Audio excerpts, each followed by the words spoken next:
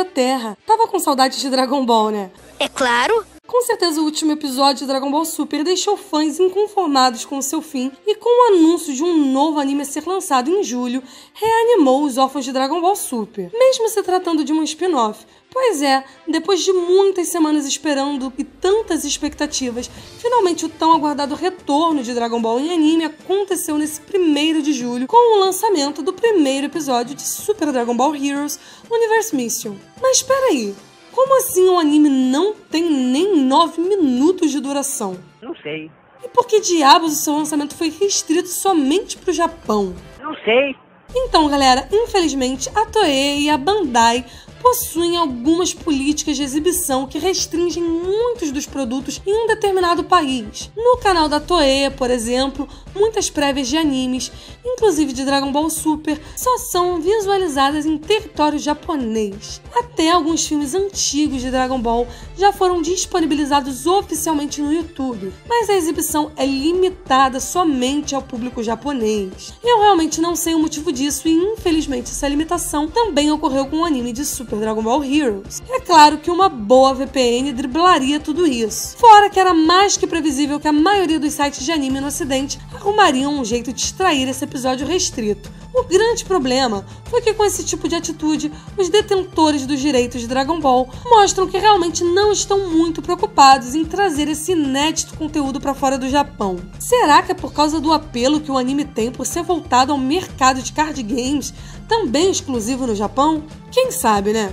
Enfim, outro problema, talvez o maior de todos, foi a duração do episódio. Sinceramente, 8 minutos e 45 não são absolutamente nada. Pior, tirando aproximadamente 1 minuto e meio só de abertura e título do episódio e uns 22 segundos de crédito e prévia, de verdade mesmo, nós só tivemos apenas 6 minutos e 50 segundos de episódio, aproximadamente.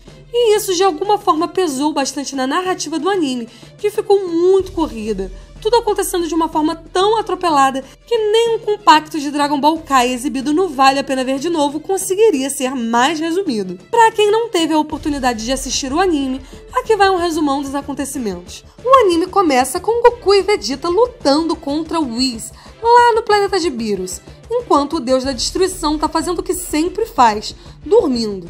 Aqui percebemos que o mundo de Beerus virou a casa da mãe Joana. Todo mundo tá lá. O Kaioshin tá por ali, apesar de que é realmente sensato que o Shin esteja por ali, né? Já que ele é tão bosta que pode morrer por uma barata e acabar levando o Beerus junto. A Mai também tá por ali, e o Trunks também estava. Enfim, e apesar do anime não ter dado maiores detalhes, o Trunks havia voltado ao passado para treinar. Como era de se esperar, o Goku e o Vegeta não arrumam nada contra o Whis. Apesar de que, diferente do mangá, nada sobre o instinto superior é mencionado.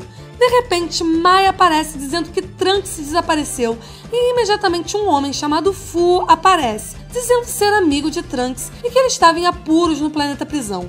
Vegeta questiona Fu por saber desses detalhes e ele explica que justamente por ser amigo de Trunks, ele deveria investigar o ocorrido. Fu também explica que no planeta prisão estão reunidos prisioneiros perigosos de todo o universo e que eles deveriam se apressar e ir atrás de Trunks. Logo em seguida, Fu desaparece e Goku e Vegeta decidem ir até o planeta prisão, enquanto Whis se mostra bastante desconfiado com esse tal Fu. Antes de Goku e Vegeta irem, Shin pede um favor a Mai, que não fica esclarecido qual seria, e o anime já corta para a cena do Goku e Vegeta e Mai chegando ao planeta prisão, graças ao teleporte de Goku. Assim que eles chegaram ao planeta prisão, uma outra versão de Goku aparece, conhecida como Goku Zeno, que parece furioso com o Fu, e se transformando em Super Saiyajin 4. O Goku Zeno, o Super Saiyajin 4, acredita que o seu outro eu seja um aliado de Fu, e os dois travam uma luta muito rápida, resumindo-se a apenas uma troca de socos e chutes e uma colisão de Kamehamehas, que tinha como objetivo do Goku Zeno de romper o espaço lacrado do planeta prisão. Fu ri diante de toda a situação e reconheceu a intenção de Goku Zeno. Aí ficamos sabendo que esse Goku é de uma outra dimensão que trabalha como patrulheiro do tempo, cujo trabalho é capturar caras maus que viajam pelo espaço-tempo. Finalmente, Fu revela que o planeta prisão foi criado por ele, como um lugar para realizar seus experimentos, onde ele pegou vários guerreiros poderosos de vários espaço-tempos, os colocando para lutarem eternamente. Mas Fu acredita que o Goku Zeno se deixou capturar de propósito, como parte de sua investigação como patrulheiro do tempo.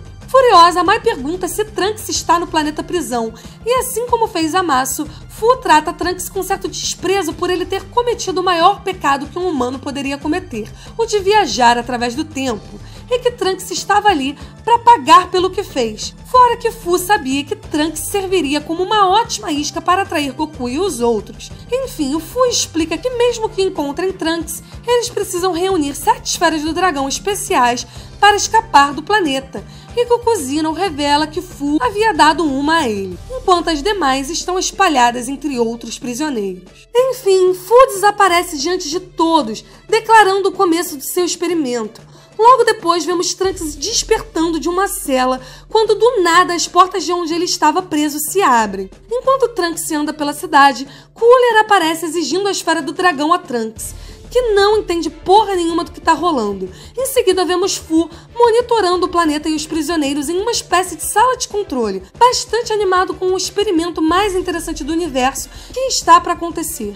E o anime encerra com um misterioso guerreiro Saiyajin emanando uma sinistra energia atrás de Fu, enquanto Fu assegura que a hora desse Saiyajin maligno virá um pouco depois. Então, gente, basicamente eu não costumo mais fazer vídeo de descrição de episódio. Até sei que tem muita gente que não gosta e eu realmente prefiro fazer uma análise mais pessoal sobre a obra. Mas eu acho importante fazer isso nesse caso, porque infelizmente as primeiras traduções que saíram por aí continham alguns erros de legendas bem chatos, dando informações erradas que faziam as pessoas chegarem a interpretações completamente equivocadas. Por exemplo, eu vi muita gente reclamando do anime pelo fato da Mai aparecer aleatoriamente no planeta de Beerus. Acontece que na tradução correta, o Trunks estava ali para treinar. O próprio Shin reforça isso no diálogo, mas teve legenda que dava a entender que o Trunks nem deveria estar por ali. O Trunks havia voltado ao passado para treinar junto com Goku e Vegeta no planeta de Beerus. E como esse treino não foi mostrado, só foi dada a informação do desaparecimento do Trunks e acabou gerando essa confusão. Outra coisa muito importante que eu torno a dizer é que o Goku Zeno que aparece virando Super Saiyajin 4 não necessariamente é o Goku do GT. Ele é um Goku que viveu experiências parecidas com as que o Goku do GT viveu, mas que não é exatamente o mesmo Goku. É claro que mesmo com alguns erros sendo esclarecidos, teve também muita coisa que a galera não engoliu. Uma delas é como que o Fu apareceu ali do nada no planeta de Beerus. Então, apesar do anime não ter dado muita ênfase nas habilidades de Fu, ele não é um carinha qualquer. No mangá dessa saga, o Fu pode abrir portais dimensionais com sua espada. O Fu consegue ficar invisível até mesmo para os deuses. Então não estamos falando de um Zé Ninguém. O Fu é um carinha com habilidades incríveis, mas que eu concordo que a rapidez como o anime narrou os acontecimentos tornou tudo um tanto raso. E outra coisa, o Fu aparecer por ali causou uma certa estranheza sim, principalmente para o Whis. Infelizmente, pelo anime ter sido escrotamente corrido, isso não ficou tão esclarecido pra gente. E esse é o grande problema desse primeiro episódio, ser tão corrido ao ponto de se tornar bastante raso. A história do planeta prisão permitiria facilmente vários e vários episódios com a mesma duração de um episódio normal do anime. E arrisco dizer que nem levaram ao pé da letra a ideia de um anime promocional eles conseguiram. A primeira coisa que eu pelo menos penso em algo promocional é o fator da diversão, jogando até mesmo a história para escanteio se for necessário. O anime foi claramente voltado para agradar aqueles que jogam fliperama e leem o mangá.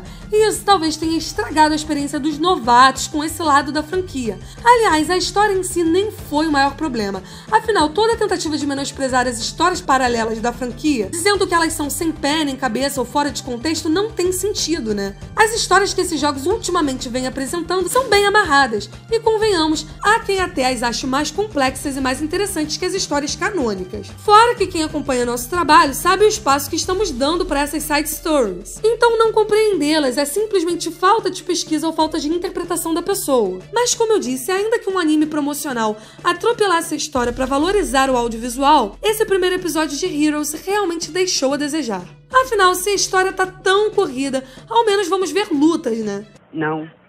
Não, só que não, né? Não teve isso. O primeiro episódio indiscutivelmente reuniu as expectativas dos fãs desde que o Super Saiyajin Blue surgiu na história, de como seria uma luta hipotética entre ele e o Super Saiyajin 4. O primeiro episódio de Heroes teve a oportunidade de nos apresentar esse inédito acontecimento com um pano de fundo aceitável. ou que ao menos tivesse uma boa trocação entre os dois. É fato, o hype era gigante em torno dessa luta, algo que eu acredito ter sido maior do que qualquer outra luta proporcionada em Dragon Ball Super. E o resultado, sim, foi uma merda. A luta entre os dois Gokus foi ridícula, sim. Diferente do contexto de rapidez de um Vegito, por exemplo, ali não era uma luta contra o tempo. Era só uma luta entre os dois Gokus mais poderosos de toda a franquia. A luta foi rápida demais, demais mesmo, até mesmo para um anime de menos de 9 minutos. Ainda mais que a Toei e a Bandai sabem do quanto que essa luta é uma das mais esperadas e hypadas da franquia. Ela se resumiu apenas a mostrar o quão inteligente é Gokuzino, que usou a luta apenas para tentar explodir a área que os prendem no planeta prisão. Não nego que foi uma ideia interessante, mas diante do que é esse anime e do seu tamanho na prática,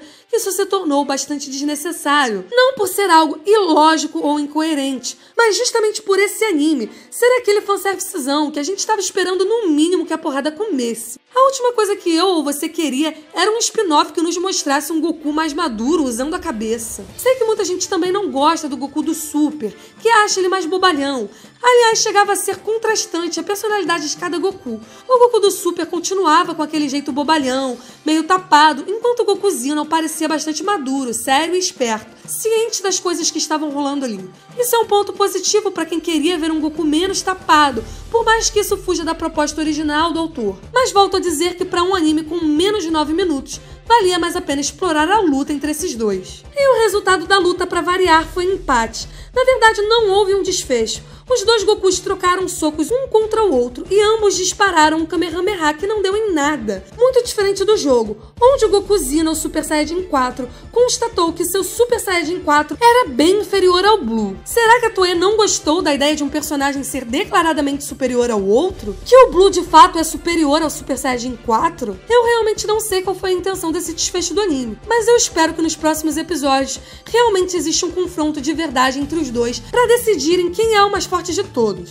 Ou, se isso não for possível, que a narrativa seja menos jogada e corrida, porque do ritmo que foi, nem essa parte do mangá foi tão corrida. Enfim, gente, é isso. Rever os personagens que tanto gostamos novamente na telinha é sempre uma grata surpresa e alegria, né? Ainda mais quando, mesmo que de uma forma paralela, é trazida uma história que ocorre após os acontecimentos do Torneio do Poder.